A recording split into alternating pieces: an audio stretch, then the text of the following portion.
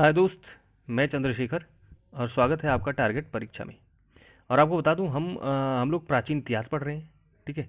और प्राचीन इतिहास एकदम स्टार्टिंग से हड़प्पा काल से पढ़ रहे हैं। ठीक है। और आज हम गुप्त काल हमने पूरा कर लिया है गुप्त काल। और गुप्त काल के बाद जो हमारा आता है गुप्तोत्तर काल या पूर्व मध्य काल। ठीक है। तो आज यहाँ से स्टार्ट करेंगे। आज हम हर्ष के बारे में पढ़ेंगे। ठीक है। तो आप आपसे अगर हो सके तो ज़्यादा से ज़्यादा लोगों को आप जोड़ो। और देखो सब्सक्राइब की संख्या बढ़नी चाहिए। ठीक है। और जितना लोगों को आप जोड़ोगे उतना ही अच्छा वीडियो मेरी तरफ से और मेरे पूरे टारगेट परीक्षा की तरफ से आपके लिए प्रस्तुत किया जाएगा। चलो आज हम पढ़ते हैं हर्ष के बारे में। और हम अगर बात करें हर्षवर्धन हर्षवर्धन 1606 ईस्वी से, सॉरी, 606 ईस्वी से 647 ईस्वी तक रहे। ठीक है। हर्षवर्धन के बारे में आज हम जानेंगे। कह रहा है एक सेकेंड, थोड़ा सा जूम कर लेते हैं। हर्ष के पूर्व वर्धन राज्य की राजधानी थानेश्वर थी। देखो पहले इनकी राजधानी क्या थी? थानेश्वर थी। लेकिन किंतु हर्ष ने कन्नौज को अपनी राजधानी बनाई। पहले हर्षवर्धन की राजधानी थानेश्वर थी और उसके बाद हर्ष ने अपनी राजधानी बदल दी और कन्नौज को कर दी। तो हर्ष के पहले जितने भी शासक हुए, ठीक है, हर्षवर्धन वंश के जितने भी शासक हुए उनकी सबकी राजधानी थी थानेश्वर। लेकिन जब हर्ष आया तो थानेश्वर भी उसकी राजधानी थी भाई, लेकिन उसने चेंज कर दी। चेंज कर दी कहाँ? कन्नौज। कन्नौज कर दी। तो अब जो पहले की राजधानी थी वो थानेश्वर थी और बाद की राजधानी जो है वो कन्नौज है। ये बार बार क्वेश्चन पूछा गया है, आपको अपने दिमाग में रखना है। बाद में थानेश्वर और पहले क्या था? पहले कन्नौज। ठीक है। तो आप ऐसे याद कर लो, के मतलब कन्नौज और टी टी मतलब थानेश्वर। तो टी पे किस पे है? 20 पे है इंग्लिश के कितने भी 11। तो पहले कौन आता है? पहले आता है 11। तो नई वाली कौन है? नई वाली है कन्नौज। पुरानी वाली कौन है? तो पुरानी वाली है थानेश्वर। किसी भी तरीके से आप याद करना है, आपको याद करना है बस। अब देखो कह रहा है कि हर्ष के शासनकाल का आरंभ इतिहास बाणभट्ट से ज्ञात होता है। तो आपको पता है बाणभट्ट जो थे वो हर्षवर्धन के शासनकाल में थे। ठीक है। बाणभट्ट हर्षवर्धन के शासनकाल में थे। और इनके इतिहास मतलब इनका जो हर्षवर्धन का जो शासनकाल है वो इनके आरंभिक इतिहास से, मतलब इन्होंने जो पुस्तकें लिखी होगी या कुछ भी होगा इनका, तो उससे प्राप्त होता है। ठीक है। हर्षवर्धन के बारे में जानकारी हमें बाणभट्ट से प्राप्त होता है।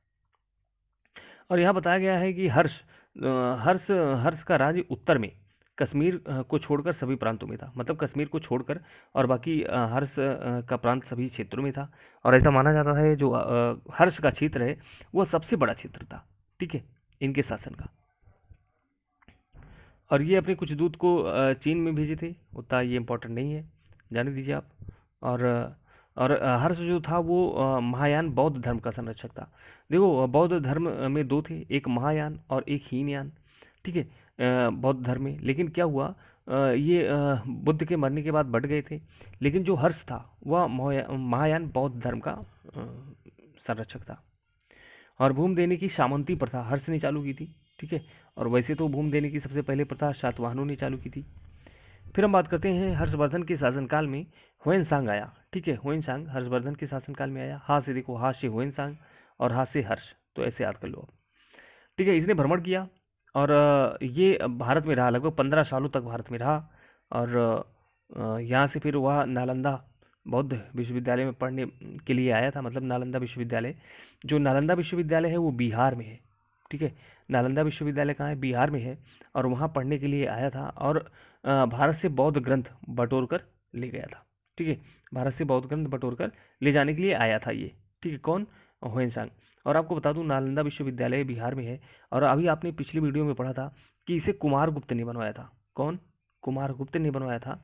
और अगर मैं बात करूं कि नालंदा विश्वविद्यालय को किसने तोड़वा दिया था, किसने ध्वस्त कराया था, तो वो था बख्तियार खिलजी। बख्तियार खिलजी। और बख्तियार खिलजी बिहार पर आक्रमण किया। और बिहार पर आक्रमण करने के बाद नालंदा विश्वविद्यालय को ध्वस्त करा दिया, मतलब तोड़वा दिया। ठीक है। और देखो नालंदा बिहार पर आक्रमण करने वाला पहला मुस्लिम था बख्तियार खिलजी। तो अगर आपसे पूछेगा कि बिहार पर आक्रमण करने वाला पहला मुस्लिम कौन था, तो बख्तियार खिलजी था। और इसने नालंदा विश्वविद्यालय को तोड़वा दिया, ध्वस्त करा दिया। तो इसकी जो घटना मिलती है वो तबकात तबकात में नसीरी नसीरी इसमें मिलती है। इससे पता चलता है कि नालंदा विश्वविद्यालय को इसने तोड़वा दिया था। ठीक है। तबकात में नसीरी।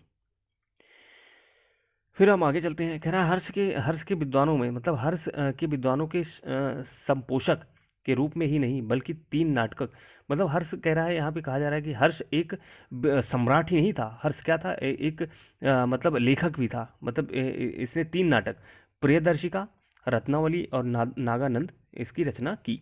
ठीक है, इसे साहित्यकार सम्राट भी कहा जाता है। ठीक है, इसे साहित्यकार सम्राट भी कहा जाता है। मतलब इसका ये आशय है कि ये सम्राट ही नहीं बल्कि प्रियदर्शिका, नागानंद और रत्नावली भी किताबें भी लिखा। फिर हम बात करते हैं तो हर्ष दक्षिण भारत में अपने साम्राज्य को विस्तार नहीं कर सका था। ठीक है, दक्षिण भारत में इनका विस्तार नहीं था।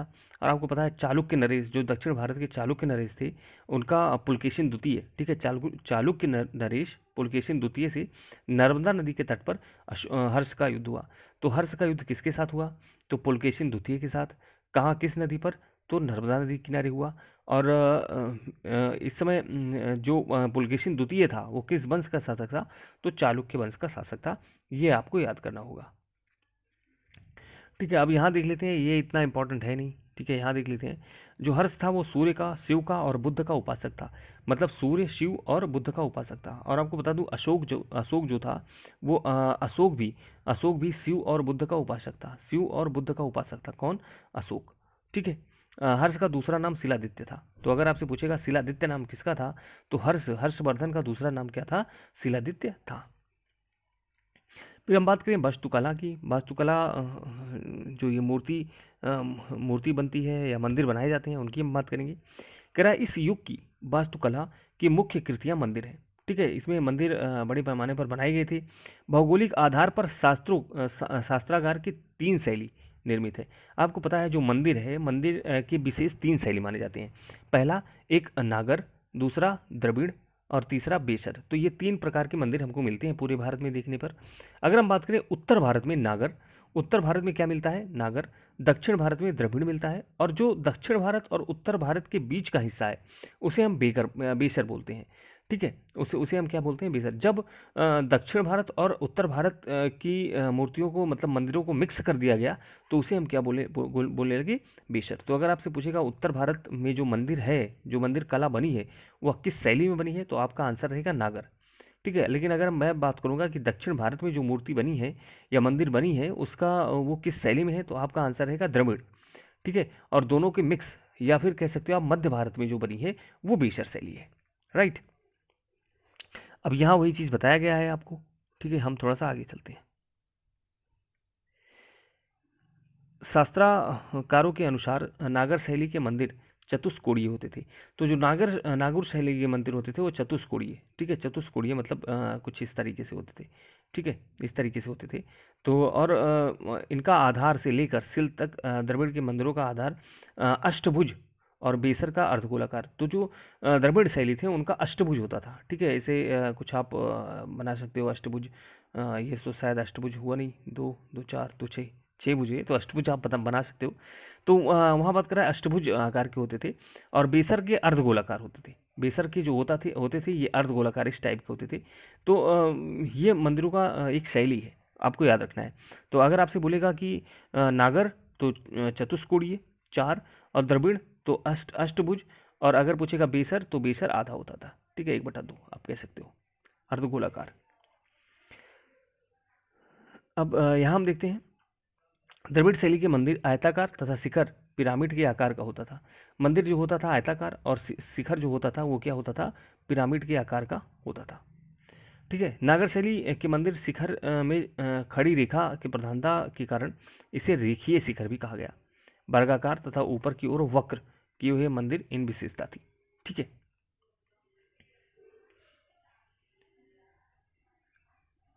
अगर हम आगे बात करें, हम बात करें उड़ीसा का, तो उड़ीसा के मंदिर शुद्ध नागर शैली में बने हैं। ठीक है, उड़ीसा का शैली जो है वो नागर शैली है। जिसे लिंगराज मंदिर पूर्व विकसित आर्य नागर शैली का सर्वोत्तम उदाहरण है। ठीक है, लिंगराज मंदिर कहाँ है आपसे पूछेगा, तो उड़ीसा में है। इसका कौन सी शैली है? तो नागर शैली। फिर हम बात करते हैं पुरी जगन्नाथ, उड़ीसा में है ये भी। इसे लिंगराज मंदिर भी कहा जाता है। यह लिंगराज मंदिर की तरह आर्य नागर शैली से बना हुआ है। ठीक है, पुरी का जगन्नाथ मंदिर। फिर हम बात करते हैं कोणार्क मंदिर। ठीक है, कर्नाटक में है। सूर्य मंदिर, तो कोणार्क का सूर्य मंदिर। तो इनकी विशेषता क्या है? ये उकेरी हुई आकृतियों से सजे हुए हैं। मतलब आप देखो, जैसे एक होता है कि आप इसमें पेंट कर दिए, ठीक है, तो ये आकृति है, लेकिन यह उभरी हुई नहीं है। ये आप इस पे हाथ लगाओगे तो आपका हाथ इस पे कुछ मतलब आभास नहीं होगा, ठीक है। लेकिन एक आकृति होती है जो उभरी हुई होती है, आप जब इस पे हाथ लगाओगे तो आभार होगा कि मतलब आभास होगा कि हाँ कुछ है, ठीक है, मतलब कुछ लिखा है, कुछ या बना है, ठीक है। खजुराहो मंदिर, इसको खजुराहो के चंदेल राजाओं ने बनाया था, खजुराहो मंदिर जो मध्य प्रदेश में है, ठीक है। तो ये 950 सन नहीं याद करना है, इतना इंपॉर्टेंट है नहीं, लेकिन खजुराहो मंदिर किसने बनाया था? चंदेल शासक ने, ये आपको याद रखना है। फिर खजुराहो में मंदिर चबूतरों पर निर्मित है। जो खजुराहो का मंदिर है, पहले एक चबूतरा बना है, चबूतरा के ऊपर यहाँ पे मंदिर बनाया गया है, ठीक है। तो ये आपको याद रखना है। फिर ये बहुत ज़्यादा इंपॉर्टेंट है, बार बार पूछता है, मेढोरा, मेढेरा, मेढेरा का सूर्य मंदिर कहाँ है? गुजरात में। मेढेरा का सूर्य मंदिर गुजरात में है, और अधिकांश सोलंकी राजा इसको बनवाए हुए थे, ठीक है। और पश्चिमी भारत में मंदिर निर्माण शैली का चरमोत्कर्ष काल दिलवाड़ा के जैन मंदिर, तो आपको पता है दिलवाड़ा का जैन मंदिर जो 10वीं शताब्दी में सफ़ेद संगमरमर का बना है, ठीक है। ताजमहल भी देखो सफ़ेद संगमरमर से बना है, दिलवाड़ा का जैन मंदिर भी सफ़ेद संगमरमर से बना हुआ है। फिर हम बात करते हैं महाबलीपुरम। महाबलीपुरम पल्लव शिला वस्तु में द्रविड़ वस्तु की अवस्था दिखाई देती है। अब देखो महाबलीपुरम कहाँ है? तमिलनाडु में है। अब तमिलनाडु कहाँ है? दक्षिण भारत में है। तो दक्षिण भारत की जो है वो क्या दिखाई देती है हमको? वो हमको द्रविड़ शैली दिखाई देगी, ठीक है। दक्षिण में है तो द्रविड़ शैली दिखाई देगी, ठीक है। अब देखो एलिफेंटा, एलोरा एलिफेंटा, महाबली, तो ये सब दक्षिण में है, ठीक है, भारत के दक्षिण में है। भारत के दक्षिण में है तो दक्षिण में इनको दिखाई देगी, ठीक है। तो फिर अब देखो एलोरा, यहाँ के मंदिर बौद्ध शिला विहारों के अनुकरण करते हैं। दशावतार मंदिर, मंदिर पहले के बौद्ध विहारों की भांति है, ठीक है। कौन? दशावतार मंदिर। तो ये सारे मंदिर हैं, तो ये सब द्रविड़ शैली में है। क्यों? क्योंकि दक्षिण भारत में है। अब देखो एलोरा का कैलाश मंदिर, ये राष्ट्रकूट नरेश कृष्ण प्रथम ने बनवाया था। किसने? कृष्ण प्रथम ने बनवाया था एलोरा का कैलाश मंदिर। फिर हम आगे चलते हैं। अब देखो यहाँ पे हम देखते हैं कि जो महाबलीपुरम मतलब मलल्लापुरम, आपको पता है तमिलनाडु में है। कांचीपुरम का कैलाश मंदिर नरसिंह वर्मन द्वितीय ने बनवाया था। तो कांचीपुरम का कैलाश मंदिर जो है वो नरसिंह वर्मन द्वितीय ने बनवाया था, ठीक है। मलल शैली में रथ 7 पोगैंडा के नाम से प्रसिद्ध है। इनकी संख्या 8 है, ठीक है। 8 रथ हैं, 8 में द्रौपदी रथ, इनकी शैली अलग शैली है, ठीक है। द्रौपदी रथ का अलग शैली है। फिर कैलाश मंदिर, कांची का कैलाश मंदिर जो है वो विशेषता है पल्लव वंश की, ठीक है। तो ये भी आपको याद रखना है। अब कुछ मंदिर हैं जो आपको याद रखना है। देखो लिंगराज मंदिर, और ये नागर शैली में है। लिंगराज मंदिर कहाँ है? नागर शैली में है। देखो उड़ीसा में है, ठीक है। और पुरी जगन्नाथ मंदिर नागर शैली में है। इसे अनंत वर्मा चौदगंग ने बनवाया था इसे। और ये पुरी का जगन्नाथ मंदिर जो है नागर शैली है और उड़ीसा में है। कोणार्क का सूर्य मंदिर कहाँ है? कर्नाटक में, नागर शैली है, नरसिंह देव बर्मन ने बनवाया था, ठीक है। खजुराहो का मंदिर, खजुराहो मध्य प्रदेश में है, नागर शैली में है और चंदेल शासक ने बनवाया था। कंदरिया महादेव का मंदिर, कंदरिया महादेव का मंदिर ये है अभी आप इसको देखिएगा, शायद उड़ीसा में है कंदरिया महादेव का मंदिर, और इसे धगदेव चंदेल ने बनाया था। मेढेरा का शोर मंदिर आपने अभी पढ़ा, गुजरात में है। दिलवाड़ा का जैन मंदिर नागर शैली में है, ठीक है, राष्ट्रकूट वंश बनवाए थे। कैलाश मंदिर एलोरा महाराष्ट्र में, ये सब जो है ये बेसर शैली का है, राष्ट्रकूट वंश बनवाए थे। दशावतार मंदिर झांसी मतलब उत्तर प्रदेश में है, बेसर शैली है, ठीक है। गुप्त काल में बना था, गुप्त शासक ने बनवाया था इसे, चंद्रगुप्त द्वितीय ने। और एलिफेंटा की गुफाएं जो बेसर शैली की हैं वहाँ महाराष्ट्र में है और राष्ट्रकूट शासक बनवाए थे। थोड़ा सा ऊपर हम चलते हैं। फिर हम बात करते हैं मलल्लापुरम के मंदिर, द्रविड़ शैली में है, पल्लव वंश बनवाए थे। और कैलाश मंदिर द्रविड़ शैली में है, पल्लव वंश बनवाए थे, ठीक है। बृहदेश्वर तंजौर तमिलनाडु में है, द्रविड़ शैली में है और राजा राज चोल ने बनवाया था। और बस इतना याद करो। गंगकोड चोलमपुरम मंदिर ये द्रविड़ शैली में है, राजेंद्र चोल ने बनवाया था। तो ये है आपको, ये आप स्क्रीनशॉट इसका ले सकते हो, और स्क्रीनशॉट ले लो और आपको ये सब मिला के याद करना है, ठीक है। और ये बहुत ज़्यादा इंपॉर्टेंट है आपके लिए। तो चलो अगले वीडियो में मिलते हैं। Thank you.